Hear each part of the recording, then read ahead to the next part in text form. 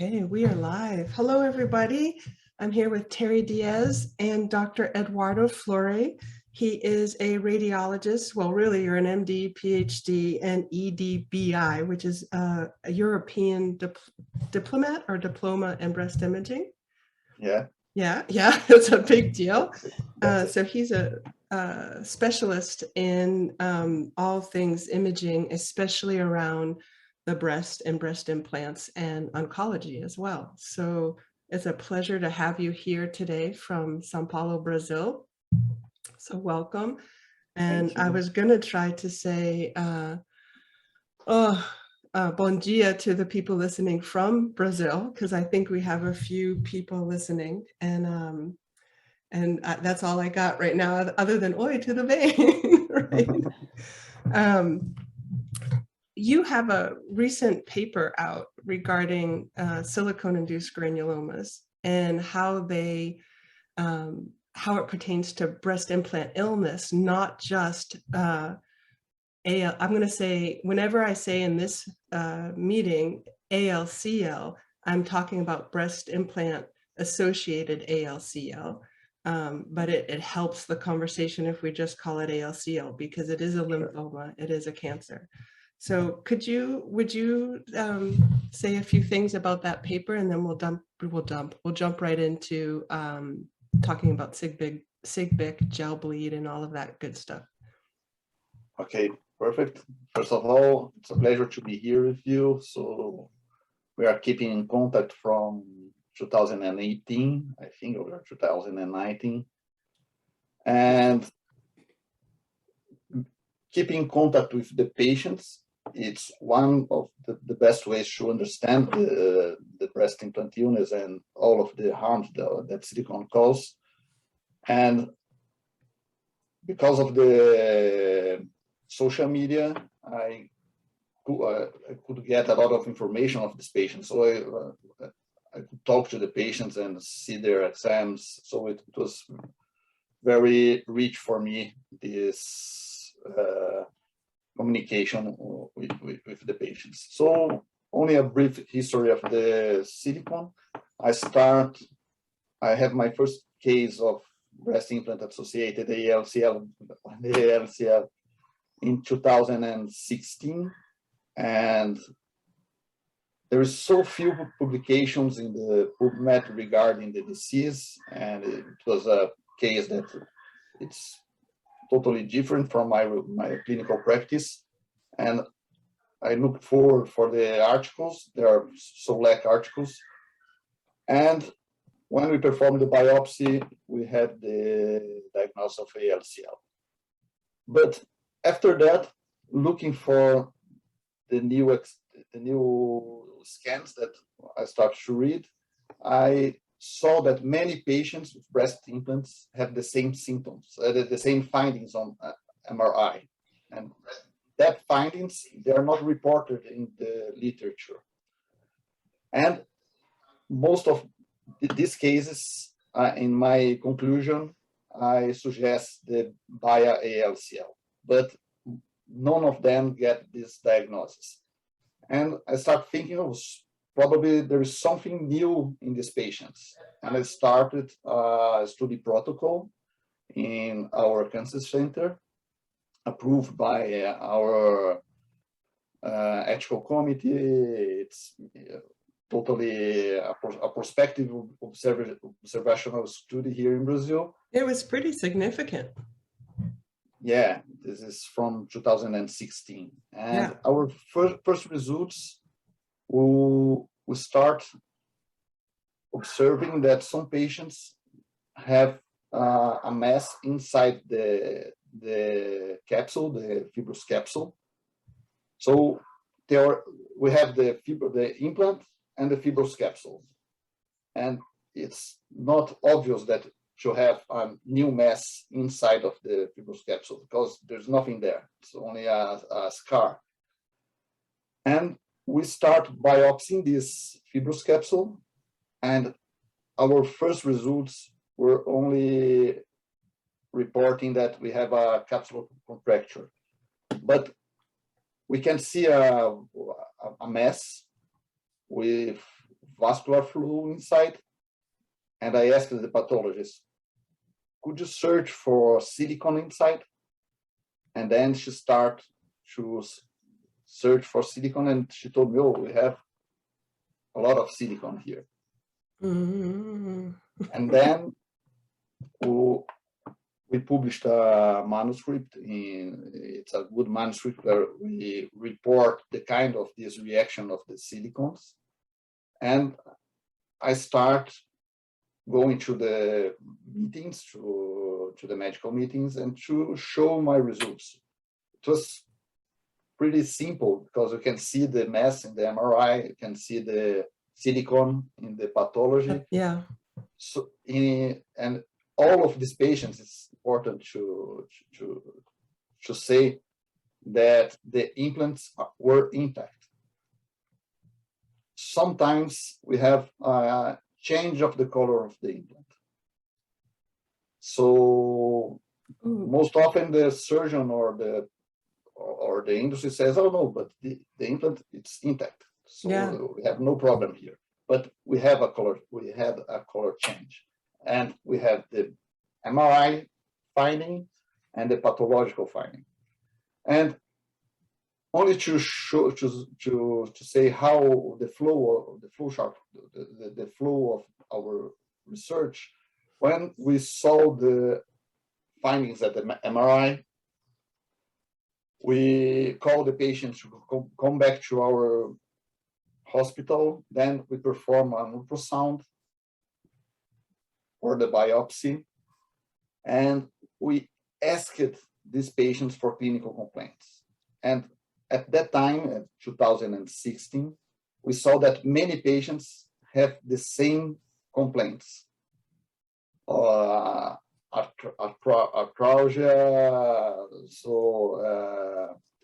skin lesions, problems with the gut. So they usually have a lot of problems. They are not specific, but they have the same complaints. And may I ask a question?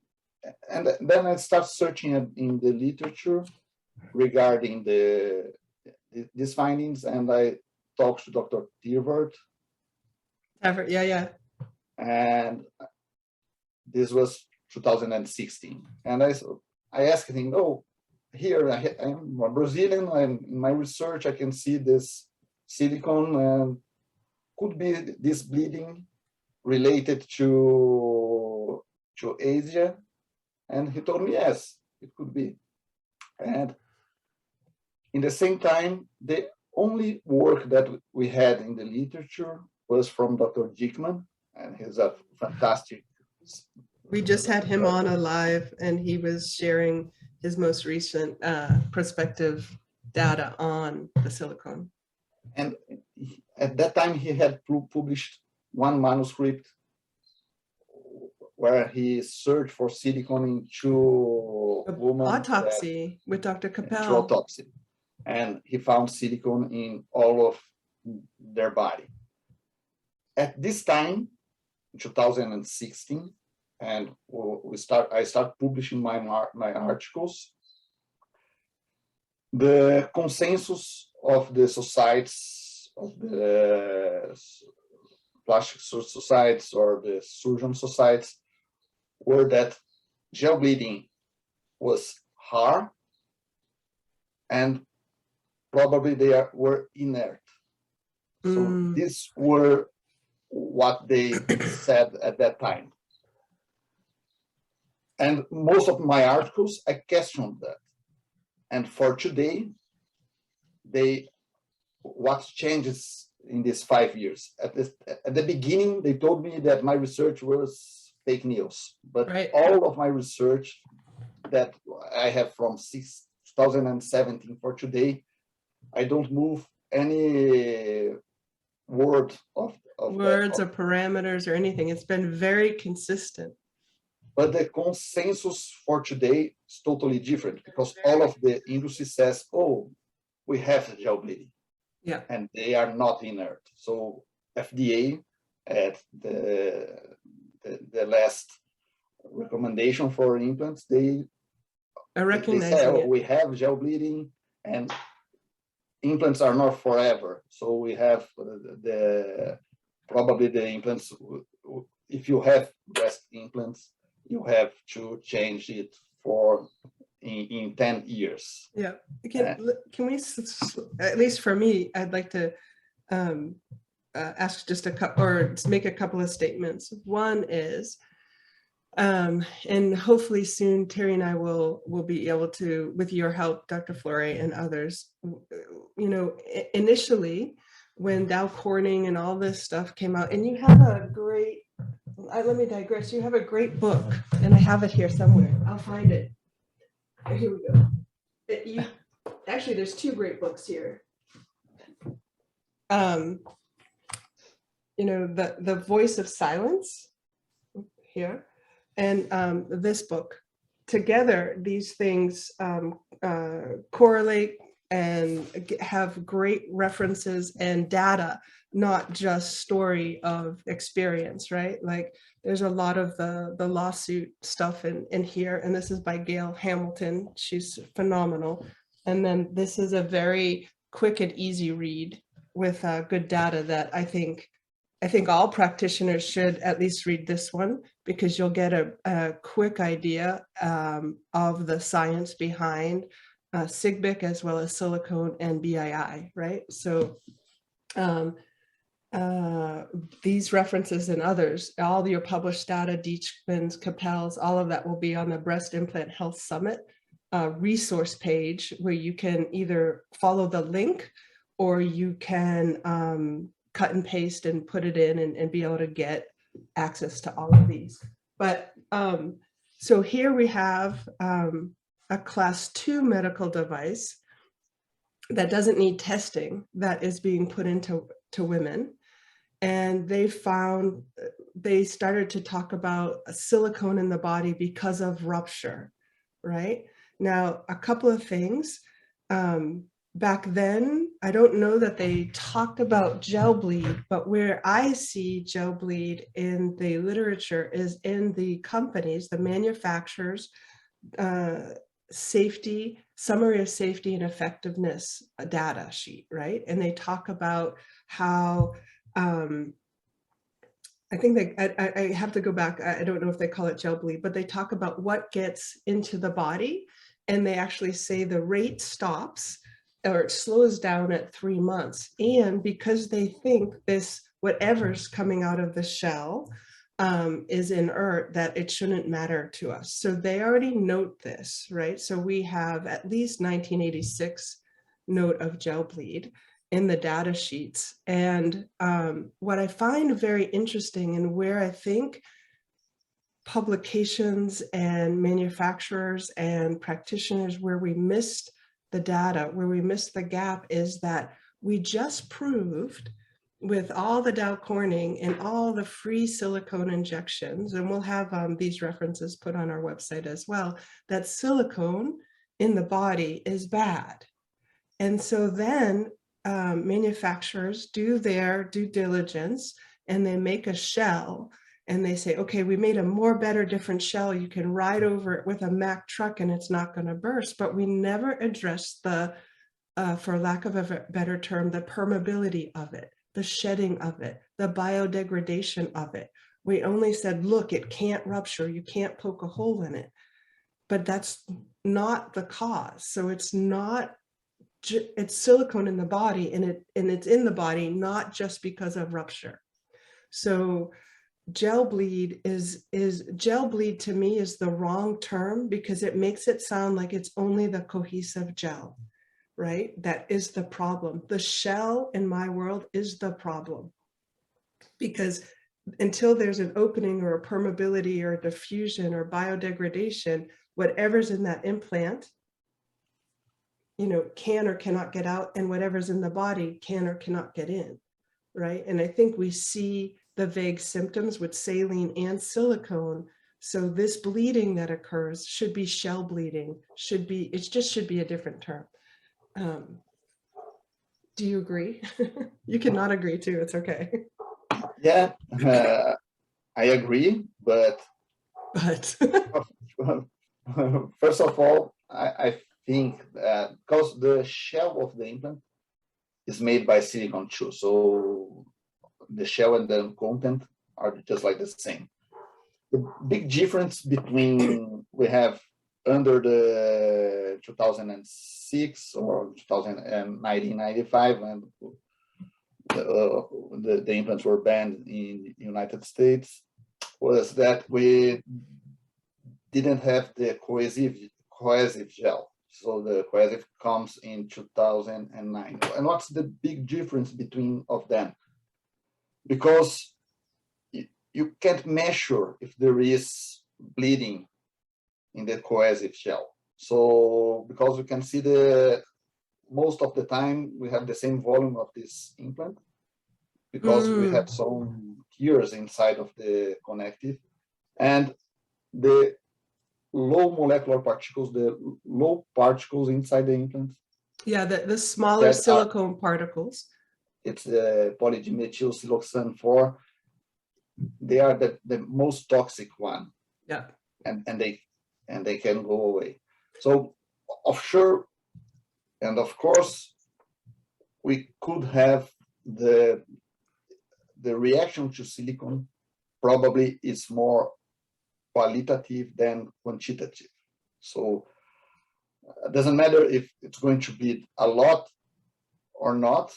If you are sensitive to that device, to that toxin, you're going to have the problem. But if you have a lot of silicone inside a device, and if you have bleeding, probably you are going to have more contact to the toxin. Yeah. So we can have the problem even in the saline and the silicone content gel, but obviously when we have we fill the silicone gel, fill silicone, yeah, you're going to have more reaction.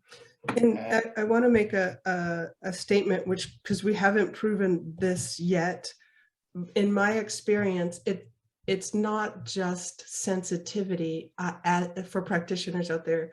Like, you can't just measure if you're sensitive or having an antibody reaction to the silicone or the platinum or whatever's in there.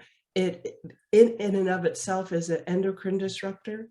It in and of itself is a methylation disruptor, so a detox disruptor, a hormone disruptor.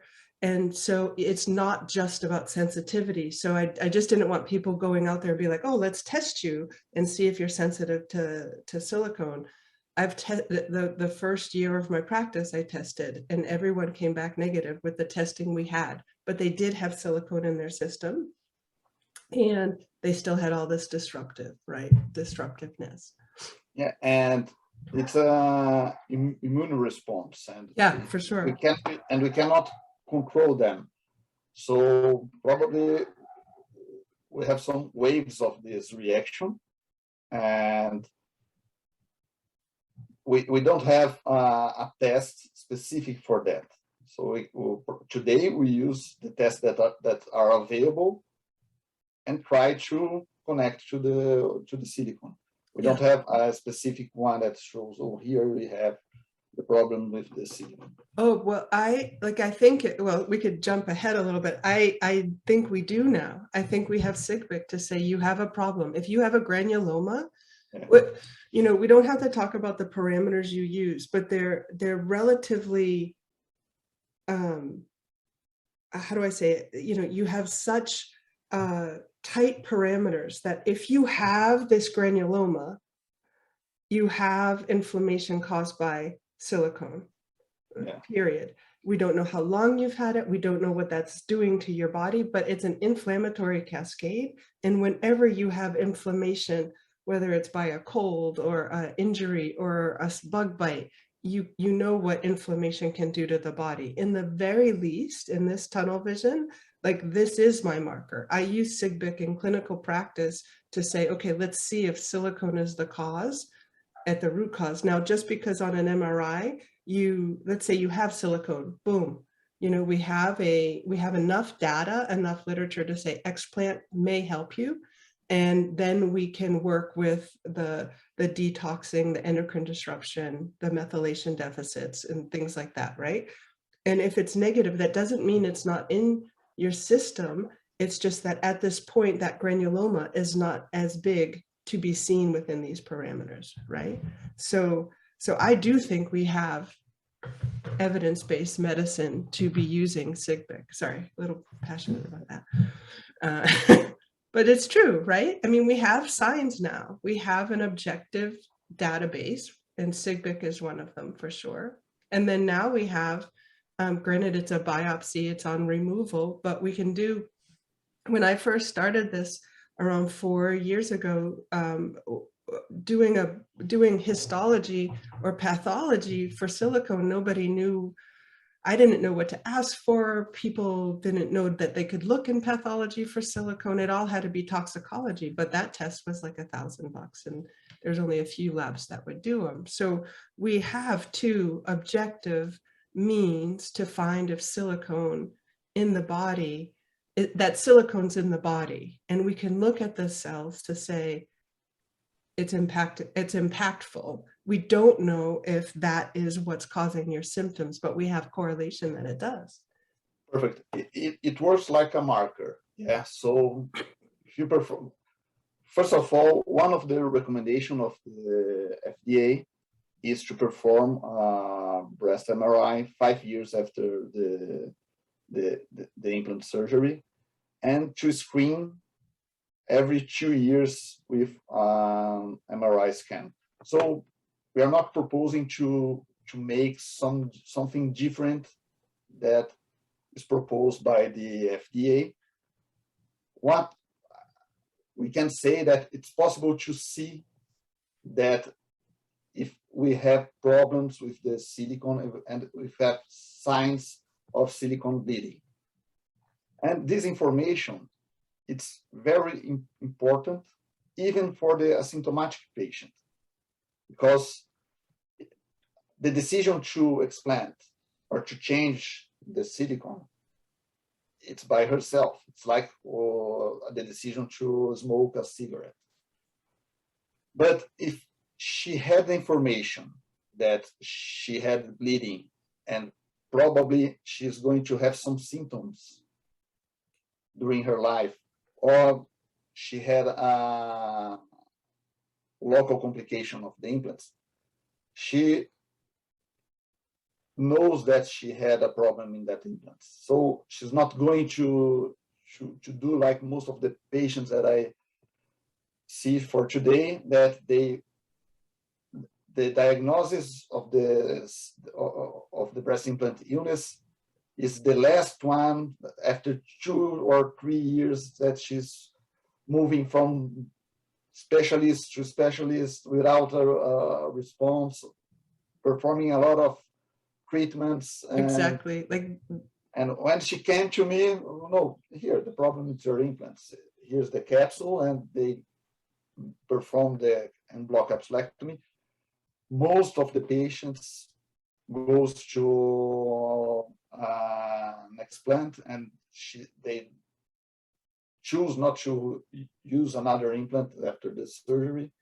And the 6 months follow-up of this patient, it's incredible. They changed her lives. And all of them, they text me, oh, thank you for your support. And so we really have an impact on the patient's life. And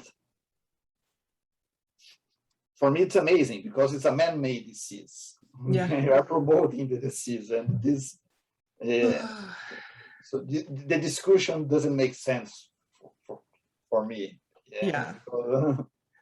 But you know, millions of women have them now. So how do we keep them safe? How do we keep them healthy? Or actually, you know, these type of implants are in females and males, and you know, transgender and all of that. So I think that we have to find ways like SIGBIC, objective measures that say, hey, here's how we keep people safe. And notice that we said or Eduardo said MRI, not mammogram, not ultrasound for SIGBIC, right?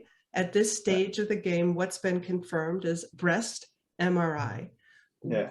With contrast, gives With a better viewing. Without contrast, there's would you say it's possible to see, but the best way is to perform with contrast. Yeah, and some people are so sick right now that the gadolinium is tough for their bodies to take. Yeah.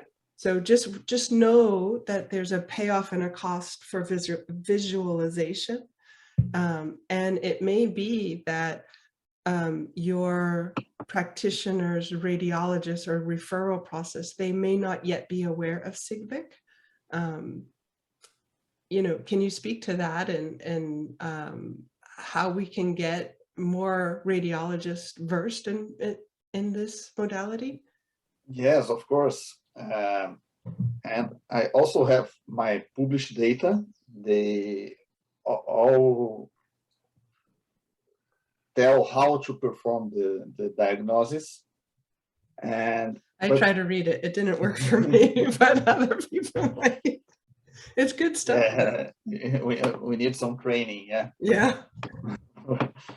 But it's not difficult to perform. But we have a big problem because when these findings, because only it's my published data, and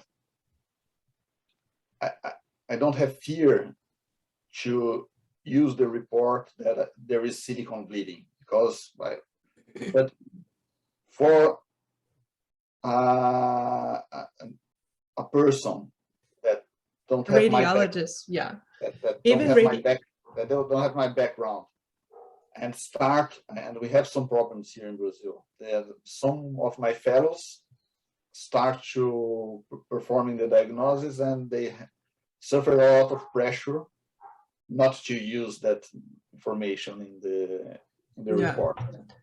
So there is one time they have to choose not to have a headache or to perform the diagnosis. Same here. I referred a few clients to a local radiology group here, and they just didn't want to take the liability to tell somebody that they need to remove their implants. And I said, I'm not asking you to tell them that. I'm just asking if you see a silicone-induced granuloma and try to take the liability away from them. I just want to know what you see with these parameters. And it hopefully in the next 3 to 6 months, we'll have some movement there, but it's something new. And I think it challenges what people are doing. The other, at least in Charlotte, North Carolina, the other thing that I run into is when you say breast MRI, they think it's for breast cancer. So you'll get this, not this. And so I say that just so other practitioners know that you might bump up against this as well, where the radiologist doesn't know how to read SIGBIC. You can give them the abstract because it details how. I'm going to volunteer that they can contact Dr. Fluery as well. Yeah, and, of course, I'm available to discuss. And they can certainly, look for everything in the breast. And if the patient has breast implants, to objectively look at the shell in a different way, because you can see rupture, but now we're looking for gel bleed, and it just takes some different settings. But there's nothing really much different about it, right? It's more of a software look-see. And another interesting thing that I saw in your meeting with Dr. Dickman, it's that he told you that we don't some capsules that he investigated, there are a lot of silicone outside the capsule, and the capsule were thin, so it's not, they're not thick. That's a whole other podcast. And I have the same findings in my MRI study. I can see this thick capsule, but I can see complications in the pericapsular space.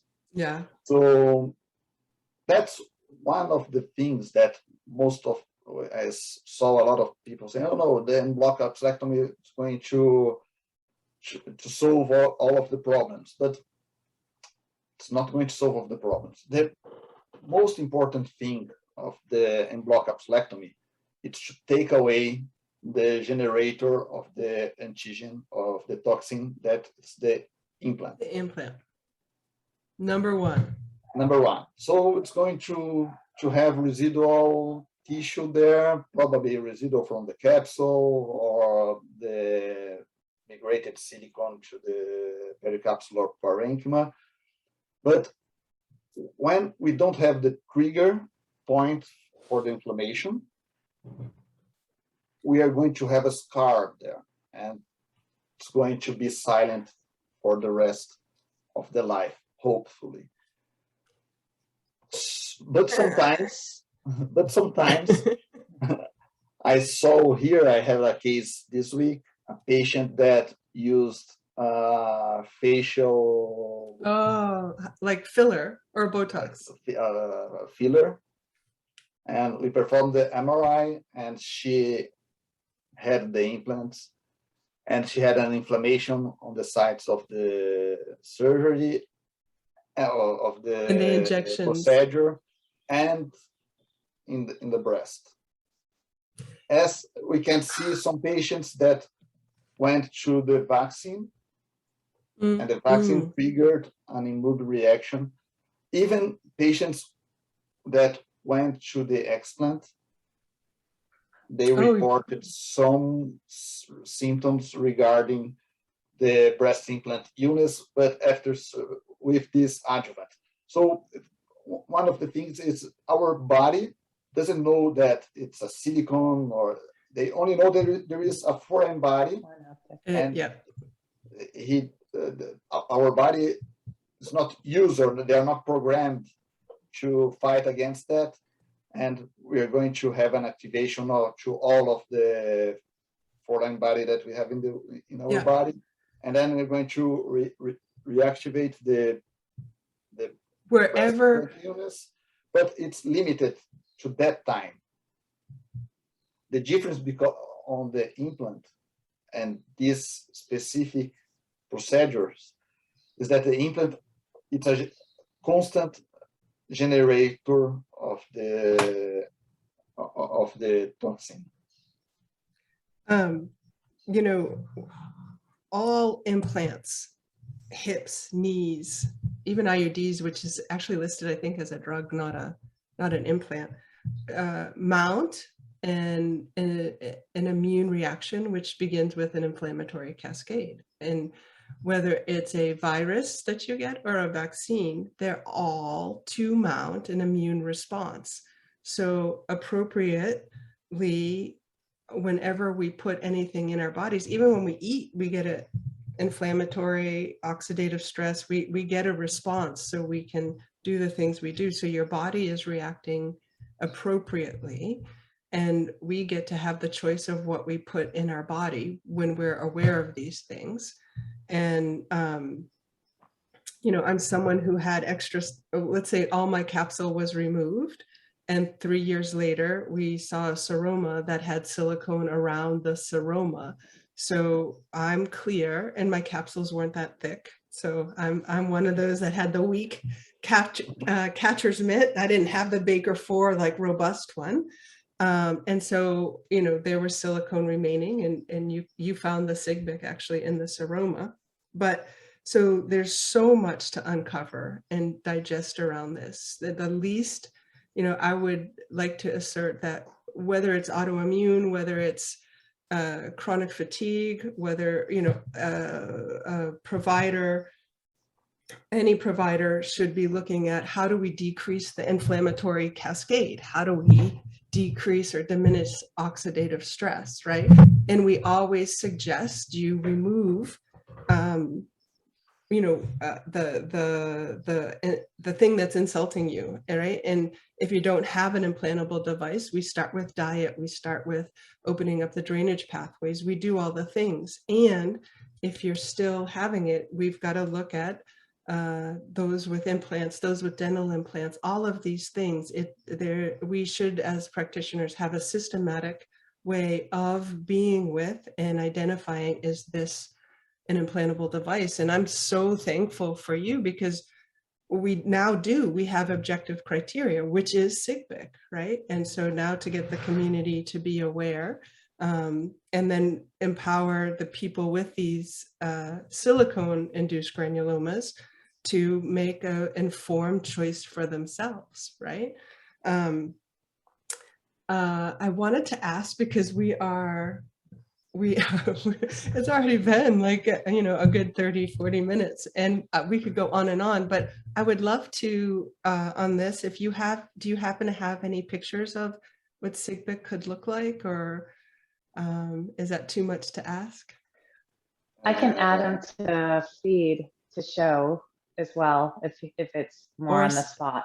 Yeah, or even like shell degradation. I dreamt about this last night, so I was like, oh, I wonder if, but we could always have you back on as well. Do you like to share my screen? Yeah, you can. I think I gave you access to do that. Yep. And while you're doing that, I just want to say there's a couple things on Facebook Live. Oh, so, hello. Yeah, there's quite a few things. Sorry about that, people. There's quite a lot of cheering for the radiologists need to be trained to see the SIGBIC, on imaging. That's, everyone's agreeing with that. And then Laura asked if she's curious to know if there's any correlation between SIGBIC and WBC, low lymphocytes. Do you want to? I'm sorry, what it means, WBC?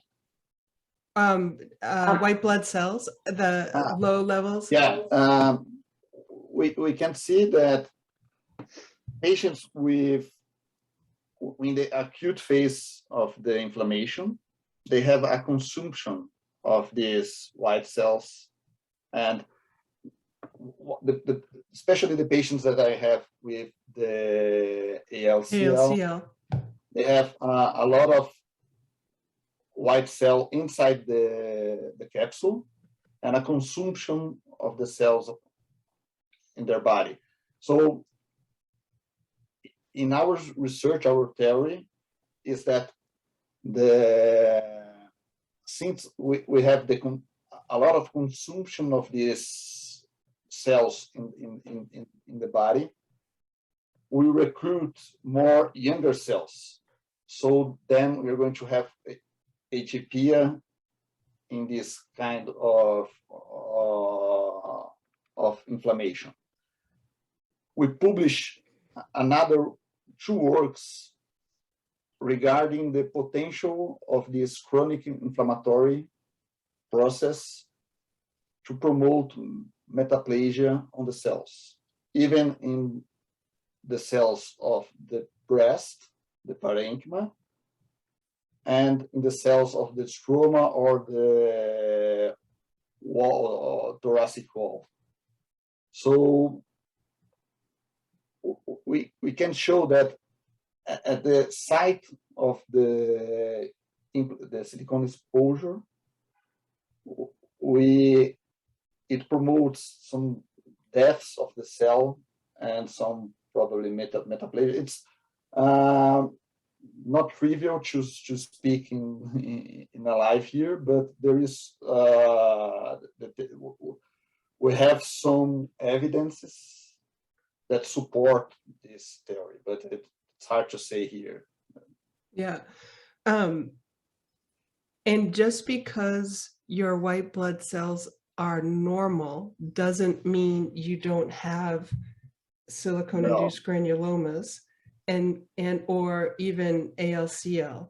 And even if they're low or high, it's not definitive. It just makes you go, something's happening, right? It could be in the chronicity, it could be in the acute phase.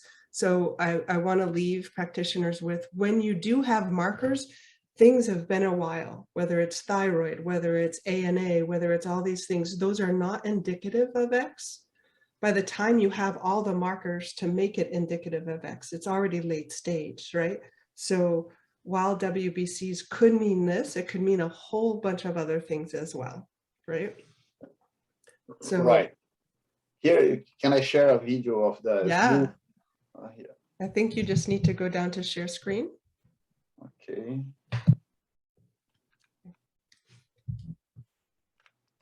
Here's a video of a smooth silicone. And we can see here's some fatty inside of and here's the degradation of the implant. So we expect it to be like this, the surface of the implant, but here's all the degradation. And here we can see some fatty inside the implant. Wow. The implant. What is this magnification for people? It's a it's my own microscope here.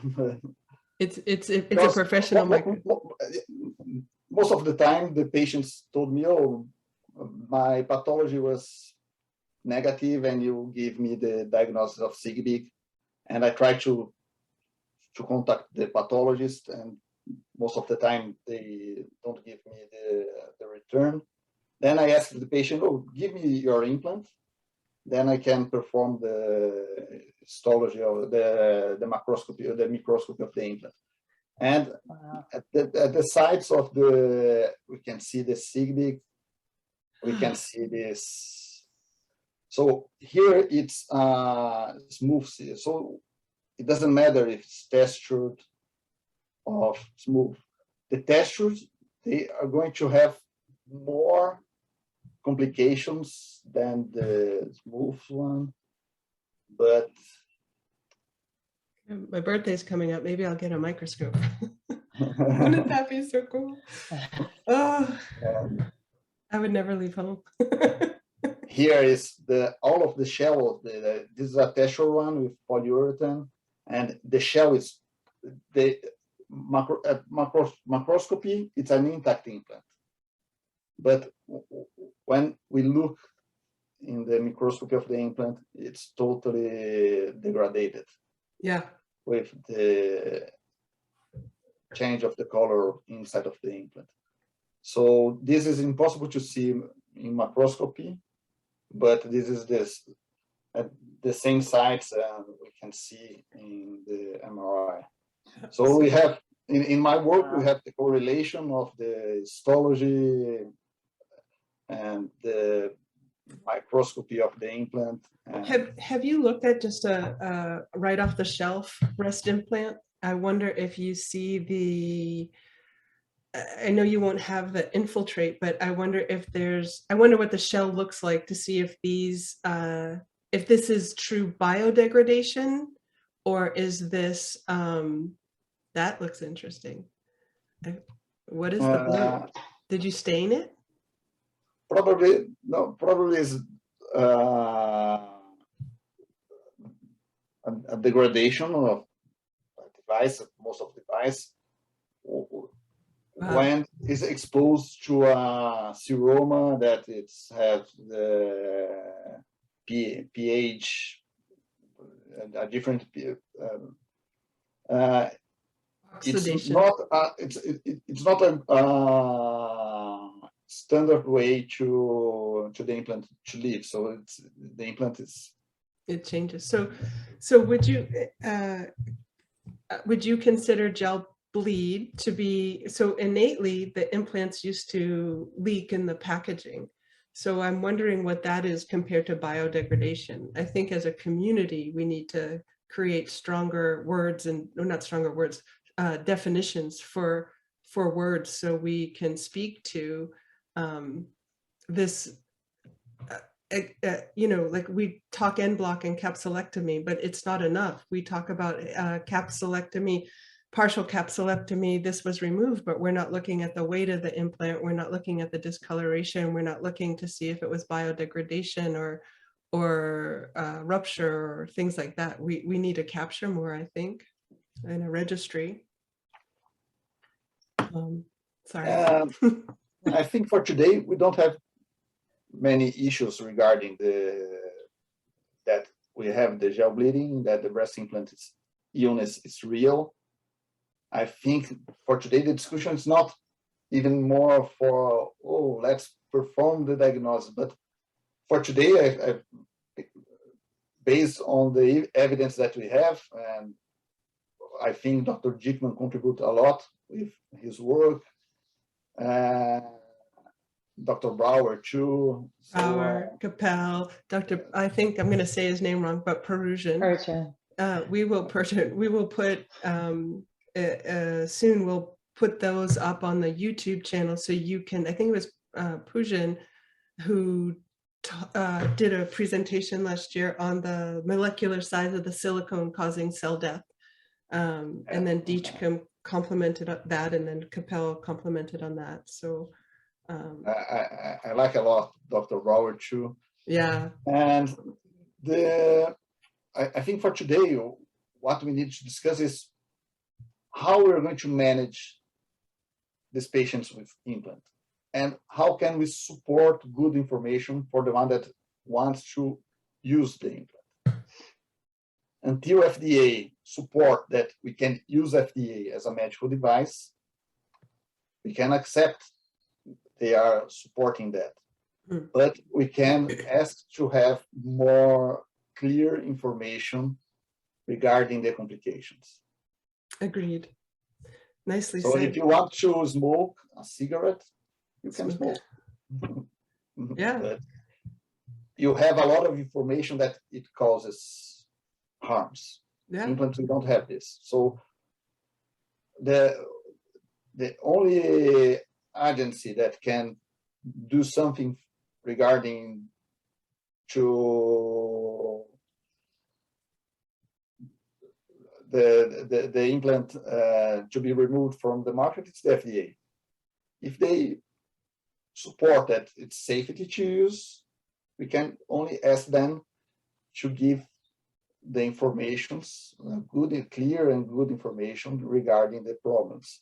And they have to accept that they cause some problems. And in my research, for today, I can see that we have much more problems that it's already published.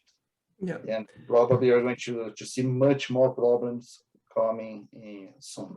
Well, the good news is that there are people tirelessly working for fully informed consent, enough so that they are working with the FDA that just mandated a fully informed consent. They're working as we speak to make sure that the correct informed data gets in that informed consent. It used to be where the black box warning was just on the box, which you're already under general anesthesia when they open up the box, so the patient never sees it. So there are manufacturer mandates, there are plastic surgery mandates coming, and in some states there's legal mandates that you have to inform consent. So for that, I'm very grateful. And now, you know, the women who have the implants, let's objectively give them some information on SIGBIC, which we did today, and we'll continue to bring this data to you. I'd like to push this envelope a little bit more, and then we'll end this and save more conversation for later. But anyone who has textured, anyone who has smooth gel or saline, you know, get an MRI. Let's see if you have SIGBIC. I think you'll see the silicone-induced granuloma as a precursor to the foreign body reaction, or that is the foreign body reaction to the breast implants. But you will see that, in my opinion, with what I've read of your data, before you even are positive for ALCL, for BIA-ALCL. And I wish we were using this amongst that, anyone with textured, get this. If you don't have SIGBIC, you have room to breathe to think about what you want to do. If you have SIGBIC and you have textured, remove them with the capsule, remove them en bloc if you can, blah, blah, blah. But we're not using this in that community yet. And I think we need to. only So I have a one thing question for that. it's important. It's important to say, because one of the main things in medicine is to be preventive. So even if the people are asymptomatic and the FDA support that they need to perform the MRI, if you are symptomatic, perform the MRI, because you can see if there is some problems with the implants. Asymptomatic, perform it. And symptomatic. And there is a contradiction here, because some medical doctors, they said, no, you're only going to perform the MRI if you have symptoms. This is my point. Is totally a contradiction in medicine, because they're not working in a preventive medicine. So probably when you get the symptoms, it's going to be more hard to gain optimized health. Yeah. By the time you have symptoms, I have so many clients who, because of wonderful media and the FDA declarations and stuff, that, you know, some choose to keep their implants, but others just want them removed. And I can't tell you how they have so much more energy, and they didn't think things were symptoms until they were removed, and now they're experiencing life differently, right? They were never sick, but now, so because it's insidious and silent. Yep. The silicone toxicity, it's insidious, silent, and we have adaptive of the woman. Oh yeah, and we're good at that, especially we compensate. Yeah. So as a patient, and I go to my doctor, how do I ask them to do an MRI where they read it the appropriate way to be able to see SIGBIC? Like, how do I go about asking them, because it's already hard enough as a patient, you're already sick or not sick, but most of them are sick that are going, and then to advocate for themselves, like, what are the words that they need to use to be able to do that? I think it's not an issue for today, because the recommendation of the FDA is to perform the MRI. So the patient can go. Who's gonna read that then for them? Because what if the radiologist doesn't read it correctly, or? Well, they'll read it, but they won't necessarily have the education for SIGBIC. Right. Yeah, but the best thing of the MRI, it's the data is available forever. So anyone who can access the data of the patient and perform a second look or a second read of the exam. Even if so once it's performed and my radiologist doesn't read it the way that I need it to be read, I can send it to someone that could read it. And right now it would be you that I know, but hopefully there'll be other ones. Yeah, but it's better to have the exam and to have the possibility to have the diagnosis than to not have.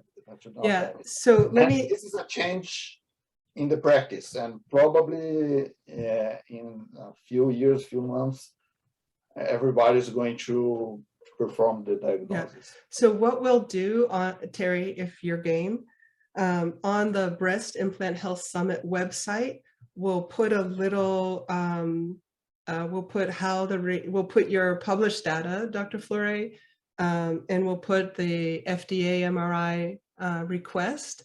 And so that way people can just print it and hand it, you know, maybe we can group those somehow and hand it to the radiologist and get the MRI. Ideally, it's with contrast. If you can't do the contrast, then don't. And you'll inform them with the publications, and they'll either read it like that or they won't.